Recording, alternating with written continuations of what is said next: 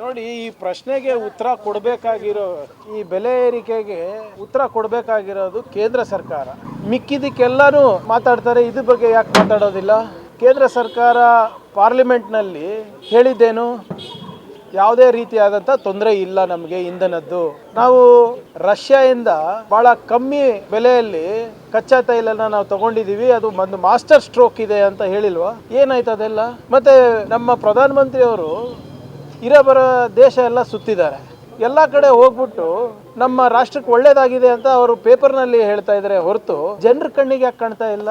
ಇವತ್ತು ಇಷ್ಟು ದೊಡ್ಡ ಅನಾಹುತ ಕಾದಿದೆ ಅಂದ್ರೆ ಯಾರು ಕಾರಣ? ಅದಕ್ಕೆ ವಾರಕ್ಕೆ ಮೂರ್ ಸರಿ ಇವರು ಬೆಲೆ ಏರಿಕೆ ಮಾಡ್ತಾರೆ ಅಂದ್ರೆ ಎಷ್ಟು ಮಟ್ಟಿಗೆ ಇವರು ಪ್ಲಾನಿಂಗ್ ಮಾಡ್ತಾ ಇದ್ದಾರೆ ಅಂತ ಗೊತ್ತಾಗ್ತದೆ. ಮತ್ತೆ ಯಾವ ರೀತಿ ಇವರ ನೀತಿಗಳು ವಿಫಲ ಆಗ್ತಾ ಇದೆ ಅಂತ ಕೂಡ ಎದ್ದು ಕಾಣ್ತಾ ಇದೆ. ಮತ್ತೆ ಮಾತು ಮುಂಚೆ ಎಲ್ಲರೂ ಇವ್ರ ಬೆಸ್ಟ್ ಫ್ರೆಂಡೇ ಅಂತಾರೆ, ಆದ್ರೆ ಇವರ ಸ್ನೇಹಿತರಿಂದ ನಮ್ಮ ರಾಷ್ಟ್ರಕ್ಕಾಗ್ಲಿ ನಮ್ಮ ಜನರಿಗಾಗ್ಲಿ ಯಾವುದೇ ಉಪಯೋಗ ಆಗಿಲ್ಲ. ಈಗ ಬೆಲೆ ಏರಿಕೆಯಿಂದ ಈಗಾಗಲೇ ಎಲ್ಲ ತರಕಾರಿ ಬೆಲೆ ಜಾಸ್ತಿ ಆಗ್ತಾ ಇದೆ, ನಿಮ್ಮ ಔಷಧಿ ಬೆಲೆ ಜಾಸ್ತಿ ಆಗ್ತಾ ಇದೆ, ಗೀಗ್ ಎಕಾನಮಿ ಸಂಪೂರ್ಣವಾಗಿ ಕುಸಿತ ಆಗ್ತಾ ಇದೆ. ಅವರು ಕೂಡ ಸ್ಟ್ರೈಕ್ ಮಾಡಿದ್ದಾರೆ. ಇವತ್ತು ಎಲ್ಲೋದ್ರಪ್ಪ ಇವರು? ಯುದ್ಧದಿಂದ ಅಂತ ಹೇಳ್ತಾರೆ. ಅವಾಗ ಗಲ್ಫ್ ವಾರ್ ಆಗಿಲ್ವಾ? ಇರಾನ್ ಇರಾಕ್ ಯುದ್ಧ ಆಗಿತ್ತು. ನಿಮ್ಮ ಗಲ್ಫ್ ಕಂಟ್ರೀಸ್ ಮೇಲೆ ಅಮೆರಿಕ ಪ್ರಹಾರ ಹಿಂದೆ ಮಾಡಿದಾಗ ನಮ್ಮ ಸರ್ಕಾರಗಳಿದ್ದಾಗ ಅವಾಗ ಇರಲಿಲ್ವಾ?